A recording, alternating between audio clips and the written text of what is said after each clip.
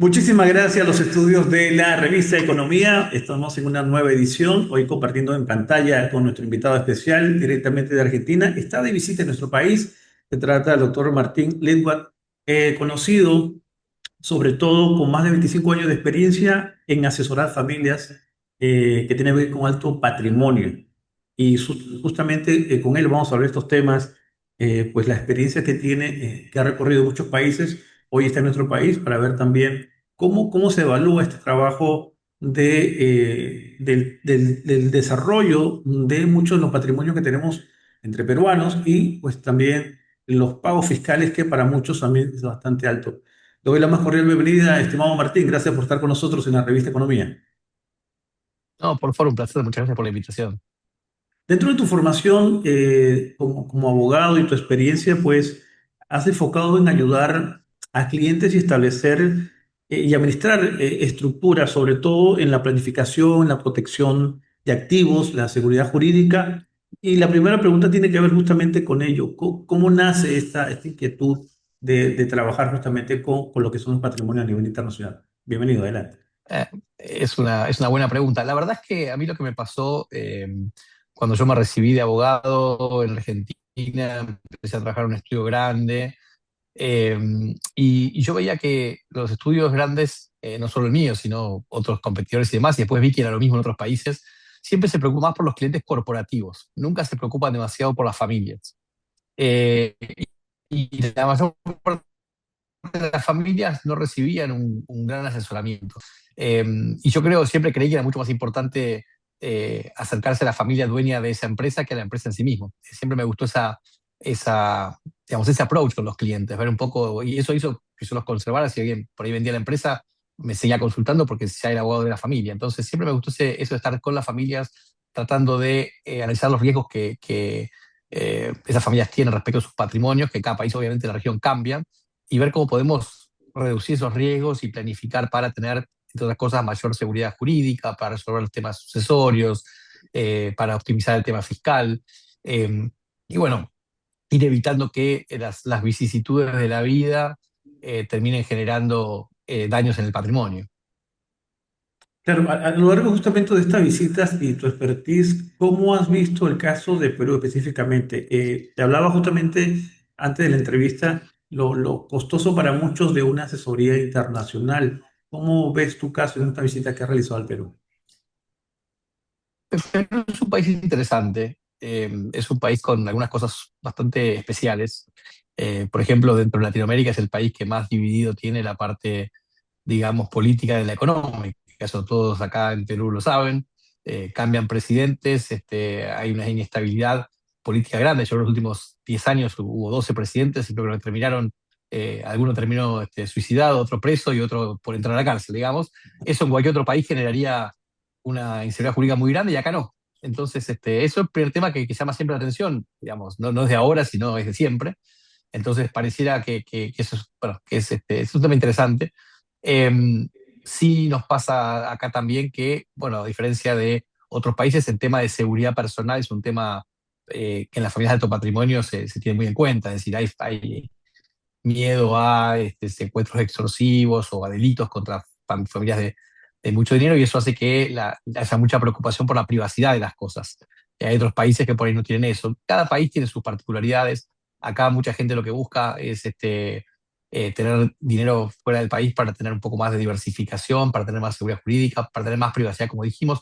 Eh, en Perú hay impuestos altos, pero no es tan grave como otros países. No hay, por ejemplo, un impuesto a la riqueza o al patrimonio. Y por otro lado, SUNAT es un poco menos acosadora, digamos, que lo que puede ser la autoridad fiscal en México o en Argentina o en otros países. Sentado ello, yo he venido muchas veces a Perú en los últimos 20 años y claramente hay mayor voracidad fiscal ahora que hace 20 años, eso sin ningún tipo de duda, y cada vez es más necesario estructurarse justamente para evitar este tipo de cosas. Ahora, volviendo un poco a la región, ¿qué países de Latinoamérica lideran el ranking de los llamados infiernos fiscales? Y para un poquito entrar en torno a la audiencia, ¿a qué se llaman, no? Infiernos fiscales. Y qué variables concretas los llevan a esa posición? Hablamos de tasa, complejidad, normativas. en seguridad jurídica. Me gustaría Mira, la prestación. primero que nada, por ahí para la audiencia, nosotros en general clasificamos los países en cuatro grupos. Hay países de alta tributación, pero con alta seguridad jurídica, que permiten que el individuo, bueno, establezca un negocio, lo opere, crezca y demás. Por ejemplo, todos los países en general europeos, Alemania, Finlandia, Noruega, Suecia, Francia, son países que tienen muchos impuestos, pero también tienen leyes fuertes, funcionan las cosas y uno puede desarrollarse. Después tenemos los países que tienen bajos impuestos, pero que no hay seguridad jurídica. Por ejemplo, muchos países africanos. Eso en general, vamos, pues son países que tienen, te diría, casi una ausencia del Estado. No cobran mucho, tampoco dan mucho, hay cierta consistencia como en el caso anterior. Y después tenemos dos categorías más. La mejor de todas, que son los paraísos fiscales, que son países con mucha seguridad jurídica, pero con pocos impuestos. Y tenemos el peor escenario, que son los infiernos tributarios, que son países con impuestos altos, pero que al mismo momento tienen básicamente baja o nula seguridad jurídica. Y ahí tenemos, por ejemplo, Argentina, Venezuela, Brasil, Bolivia, Colombia. Son países que realmente tienen impuestos muy altos para el nivel de seguridad jurídica que ofrecen.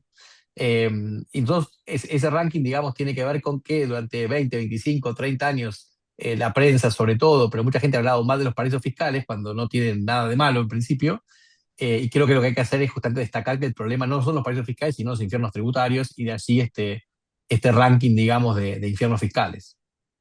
Ahora, doctor, cuando usted habla del caso de los infiernos fiscales, y lo mencionó hace un instante, estos paraísos fiscales, sobre todo, usted lo mencionó, Islas Vírgenes, Isla Caimán, donde casi los millonarios, vamos a decir, entre comillas, o inversionistas colocan sus patrimonios en esa zona, justamente por la baja densidad en cuanto a los pagos de tributos, a diferencia, por ejemplo, de España o de otros países de Europa. En realidad, la gente lo que más busca es seguridad jurídica, busca que su plata esté donde la depositó, que no haya un gobierno de izquierda que confisque, que ponga impuestos más altos y demás. Después, si uno puede pagar unos impuestos, mejor, por supuesto, pero el principal eh, tema es la seguridad jurídica. En definitiva, si los países de Latinoamérica ofrecieran seguridad jurídica, la gente no se tomaría el trabajo de armar sociedades en un país que no conoce, abrir cuentas bancarias en otro país y tener su plata protegida. La tiene protegida porque, bueno, casi todos los países de la región han sufrido golpes de Estado, confiscaciones, endeudamientos terribles, qué sé yo, todo tipo de ataques a los patrimonios de alguna manera. Lo que yo siempre digo, el dinero, el capital es mimoso y busca ir a donde lo traten bien. Entonces no se queda en países donde permanentemente está en peligro. Ahora, con el intercambio, o bueno, automático de información financiera, ya operativo, hablamos de esta época de la tecnología, ¿qué tan expuestos están hoy en día justamente el caso de los peruanos? Vamos a hablar un poquito de la realidad peruana, que tienen cuentas o Sí. sociedades en el exterior sin haberlas declarado. Hay casos emblemáticos que puede ilustrar un poco el riesgo.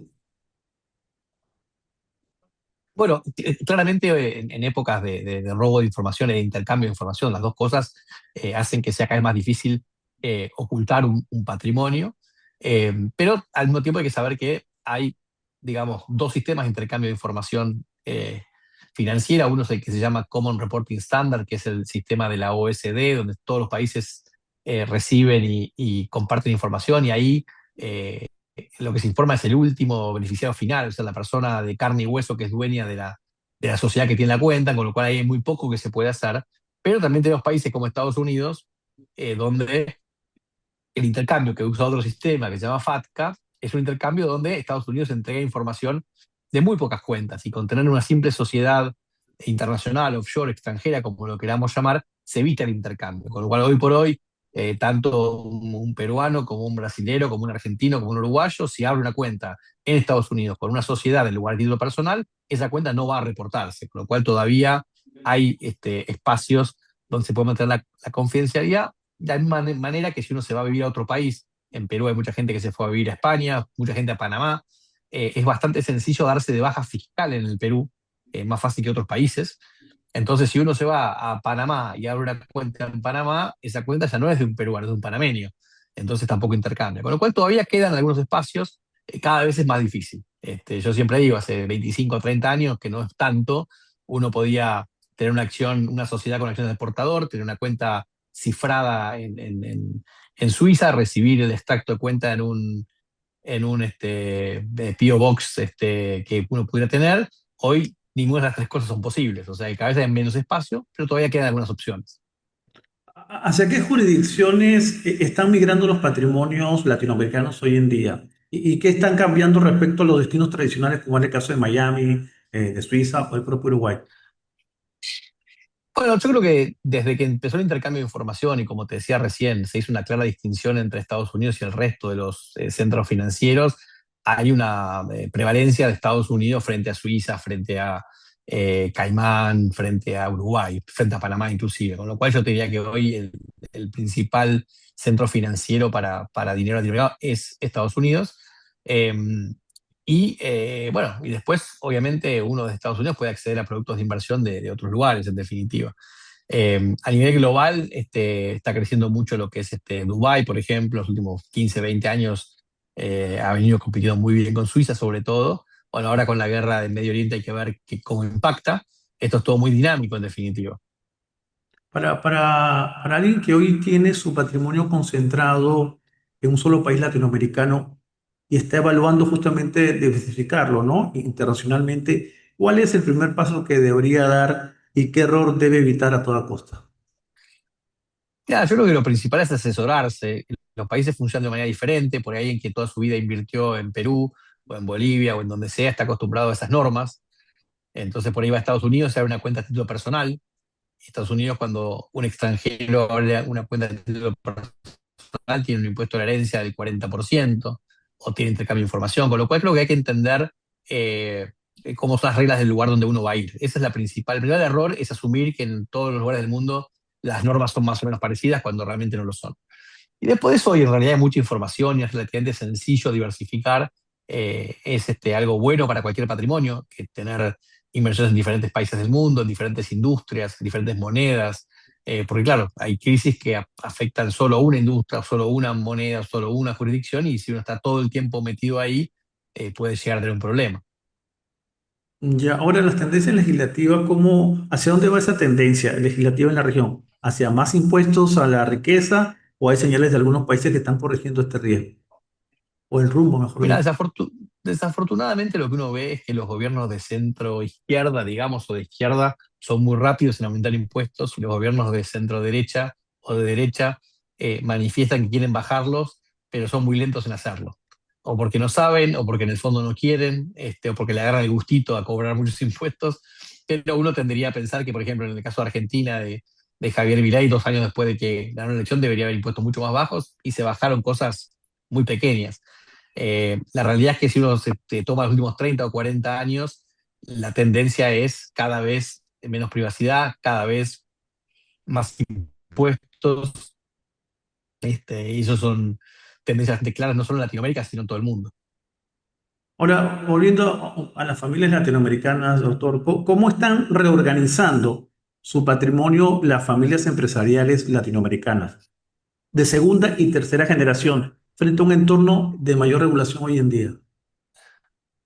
Creo que hay muchas más familias que de alguna manera manejan su patrimonio de manera más profesional, con asesores por independientes, tratando de crear estructuras jurídicas acorde a sus objetivos de planificación. Y uno ve mucho más fideicomisos internacionales, protocolos familiares y mucho más trabajo. La gente se dio cuenta que tener dinero, por supuesto que es algo bueno, pero viene con una serie de obligaciones. Hay que planificar, hay que cuidar, hay que tomar decisiones. Uno no puede tener un rol tan pasivo frente a una fortuna grande, y eso se está entendiendo y está viendo cada vez más acá en la región. Ya para finalizar un poco el tema justamente de las estructuras legales, doctor, ¿qué estructuras legales justamente se están colocando los que son las fundaciones, los holdings? ¿Siguen siendo válidas y eficientes en este contexto de mayor regulación global? ¿Y cuál han perdido utilidad ante los nuevos estándares de transparencia que requiere hoy el país? Mira, en general cuando uno digamos, tiene que pensar en planificar un patrimonio, lo primero que hace es entender cuáles son los objetivos de las familias y qué riesgos quieren de alguna manera atacar o reducir. Y depende de esos riesgos, uno va viendo si arma una sociedad, como dijiste vos, o sea, holding, una sociedad familiar de inversión, si uno por ahí hace documentos legales, locales, tipo testamentos y demás, o si uno tiene que ir a algo más complejo, como puede ser alguna estructura de seguros, una fundación, como bien mencionaste, un fideicomiso o trust. Lo importante es que hay que entender que no hay estructuras mejores que otras, no hay jurisdicciones mejores que otras, lo importante es adaptar la estructura, la jurisdicción y el proveedor a lo que cada familia necesita. No todas las familias necesitan lo mismo, no todas las familias quieren la misma o aceptan la misma complejidad en cuanto a la estructura. Entonces esto es muy caso a caso, sigue siendo bastante artesanal. Y bueno, las estructuras son las que hay, que son las que mencionaste vos, las que agregué yo, eso es lo que existe en el mercado. Uno puede inventar, desafortunadamente, ¿no? Pero no puede inventar estructuras legales que no existen. Claro, claro, no. Yo le agradezco mucho, doctor, estos minutos por esta entrevista, de verdad bastante interesante. Usted estuvo, bueno, está todavía de visita en nuestro país, viene realizando unos encuentros, reuniones empresariales justamente con inversionistas. ¿Qué le pareció el Perú para invertir? Nosotros en general no damos asesoramiento en inversiones, sino que nos quedamos en la parte, digamos, jurídica, tributaria, que es la planificación, pero de vuelta, como dije antes, lo que se ve en Perú, que es un país que gobierne quien gobierne, crece y además tiene un mercado interno interesante. A mí, cada vez que vengo acá lo veo más grande y más sofisticado, así que eso es una alegría, digamos. Bien, agradecido por esta entrevista, doctor, en esta oportunidad, doctor Martín Lidva. Muchísimas gracias a vos por el tiempo y a las órdenes. Bien, las palabras del doctor Martín Lidvar, conocido asesor financiero y sobre todo pues dedicado al patrimonio familiar, con más de 25 años de experiencia, estuvo con nosotros aquí en la revista Economía. Con esta información volvemos a los estudios.